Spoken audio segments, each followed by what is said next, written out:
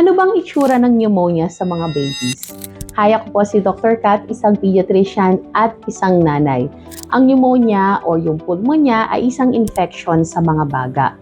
So yung mga alveoli o yung parang maliliit na plastic balloon sa ating baga ay napupuno ng nana at fluids tuwing may pneumonia.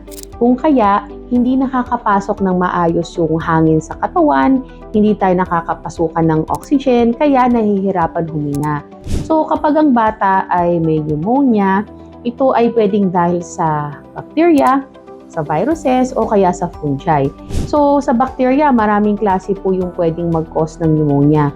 Meron yung Streptococcus pneumoniae, Haemophilus influenza B or Hib. Nandyan din yung mga atypical na bacteria tulad ng Mycoplasma. Sa mga viruses, nandyan yung respiratory syncytial virus at saka yung influenza. At marami pang iba. Ang pneumonia ay kumakalat at nakukuha sa pamamagitan ng respiratory droplets. Ibig sabihin, kapag ang isang taong may infection ay umubo o kaya naman ay bumahing, so yung naibubuga niya sa hangin na plema o yung sipon, pwedeng masagap ng bata, so nandun yung bacteria or virus, pwede niyang makuha yung infection, magkaka-pneumonia siya. Ano pa ba yung ibang mga bagay at kondisyon na pwedeng magpataas ng chance na magkaroon ng pneumonia si baby? So, una, yung undernutrition. Ibig sabihin, hindi sapat yung nutrients na nakukuha si baby, kaya humihina yung kanyang resistensya at hindi rin siya lumalaki ng healthy. So, yung pangalawang cause would be exposure sa usok at pollution. So, tulad nung usok mula sa sigarilyo or vape, alikabok, pagsisiga, yung mga factories na may mausok o kaya yung usok mula sa sasakyan, sa jeep, tricycle, at iba pa. And pwede rin magdulot ng paulit-ulit ng ubo at sipon itong air pollution. So nagpapahina rin ito sa resistensya ni baby kung kaya't madali siyang dapuan ng sakit. Another reason para tumaas yung chance na magkaroon ng pneumonia si baby ay hindi kompleto yung kanyang bakuna. May mga bakuna na nagbibigay proteksyon laban sa bacteria at virus na nagdudulot ng pneumonia. Kapag hindi kompleto ang bakuna ni baby, siya ay maaaring dapuan ng infection. Ano ba ang symptoms ng pneumonia sa babies? So papakita ko sa video na ito ay isang pasyente, siya ay 5-month-old lamang na baby at siya ay na-ospital dahil sa pneumonia. Isa sa symptom na nakita sa kanya ay ang mabilis na paghinga. Ang term namin dyan ay tachypnea. So para sa mga babies edad 3 months hanggang 12 months, ang number of breaths per minute lamang dapat ay hindi lalagpas ng 50. Sa ating pasyente, umabot ng 70 sa isang minuto ang kanyang paghinga. So paano ba natin binibilang yan? So, ang isang inhale, exhale, that's 1. Inhale, exhale, 2. Inhale, exhale, 3. So, kapag po si baby ay nakahiga o kaya ay natutulog, bilangin nyo sa isang minuto kung ilang beses siyang nag-inhale, exhale. So, ang isang inhale, exhale, ang bilang ay isa. So, kapag si baby ay 3 months to 12 months, dapat less than 50 sa isang minuto ang kanyang paghinga. Kapag siya ay 1-year-old hanggang 5 years old, dapat hindi lalagpas ng 40 sa isang minuto. Pag 5 years old hanggang 12 years old, dapat hindi lalagpas ng 30. At kapag 12 years old and above, ideally nasa around 20 lamang ang kanyang breaths per minute. Kapag po medyo bumibilis ang paghinga ni baby outside sa aking mga nabanggit, ipa-evaluate nyo po agad para malaman natin at makasiguro kung siya nga ba talaga ihihingal or may ibang causes nga ba.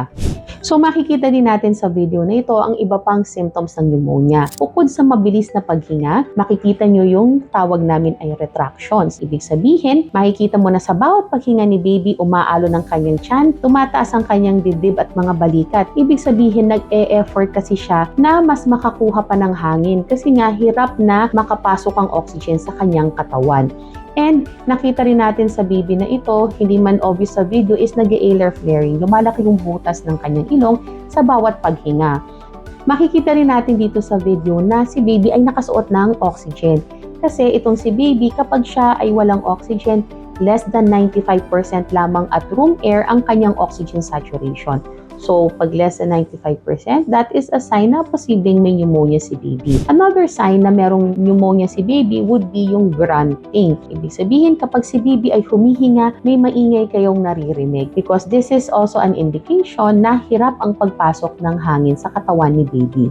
Paano nga ba ginagamot ang pneumonia? So, of course, you have to bring your baby to your pediatrician para ma-evaluate ng maayos. Depende sa cause, usually nagbibigay tayo ng antibiotics. Isang paalala lamang kapag po si baby ay na-diagnose ng pneumonia or sa tingin nyo ay may pneumonia. Number 1, huwag po tayo magre-recycle ng lumang reseta. Number 2, huwag din po tayo manghihiram or tatanggap ng reseta na ginamit ng kapitbahay, ng kamag-anak, ng kapatid. Kasi alam nyo po, maraming possible causes ang pneumonia, maraming bacteria, at bawat antibiotic ay may tinatarget tayo na bacteria. Kapag po tayo ay nanghiram or gumamit ng reseta mula sa ibang kamag-anak or sa ibang mga ginamit ng ibang bata, baka po hindi natin maibigay ang tamang gamot, pwedeng ito ay overdose or underdose, magkaroon pa tayo ng problema di makalaunan. So, ipakonsulta po ng maayos sa inyong pediatrician para po kayo ay mapayuhan kung ano ang tamang antibiotics na dapat ibigay sa inyong baby. Nagbibigay din po ang inyong doktor ng supportive treatment kung siya ay inuubo, kung siya ay may sipon or baradong ilong. Pwede siyang mag-nebulize para guminhawa ang kanyang paghinga at pwede rin siyang mag-advise of course ng hospitalization kung sa tingin ng inyong doktor ay kailangan ng mas matinding suporta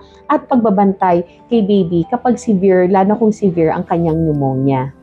Paano ba natin maiiwasan ang pneumonia? Una, bigyan natin ng sapat na nutrition si baby. Nakita kasi nila sa pag-aaral na may protection na binibigay ang breastfeeding exclusively for 6 months para maiwasan ang pneumonia at yung iba pang respiratory infections at yung mga coughs and colds. Kung si baby ay 6 months and above, bigyan siya ng solid food na balance yung nutrients mula sa iba't ibang food groups tulad ng gulay, prutas, karne, grains at rice at iba pa. Iwasan din yung air pollution. Ibig sabihin, huwag po kayong manigarilyo at mag-vape kapag may mga babies, mga bata at buntis sa inyong paligid. Ugaliin din po nyo maglinis ng bahay at iwasan ang mga nagdudulot ng usok at alikabok tulad ng mga yung nagsisiga, yung mga smoke belching mula sa mga sasakyan. Maglinis po tayo ng paligid para po hindi ma-expose sa air pollution ang mga babies. Kumpletuhin nyo rin po yung bakuna laban sa mga bacteria at viruses na pwedeng magdulot ng pneumonia. Tulad ng mga bakuna laban sa Streptococcus pneumoniae, pneumococcal vaccine, Haemophilus influenza B,